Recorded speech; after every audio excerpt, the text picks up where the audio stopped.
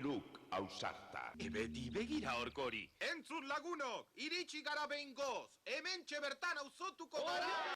Bitxilore bat da Kleen tokirik aproposena kokatzeko. Guzti honi aurre egiteko gizon adoretsu baten laguntza behar da. Zintzoa, oker dagoen guztia bere zuzenera itzularazteko gauza dena.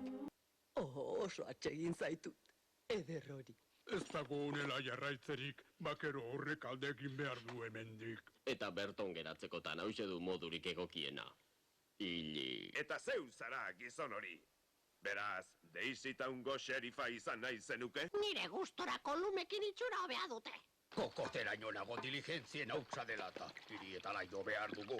Bai, bankuak hirietan daude. Eta baita joku etxeak ere. Eta jatetxez josita omen daude. Jaunok, mesedez, oso piano garestia da. San Franciscotik ekarri zidaten. Argi dago dena, Dalton? Alde egitea daukazuela lasai. Bestela txilopean sartuko zaituz. Barkatu baina zuzendari jauna ez da heldu.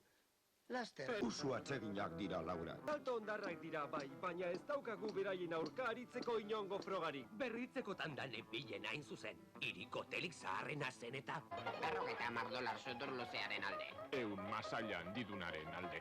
Isilik borrokalariok.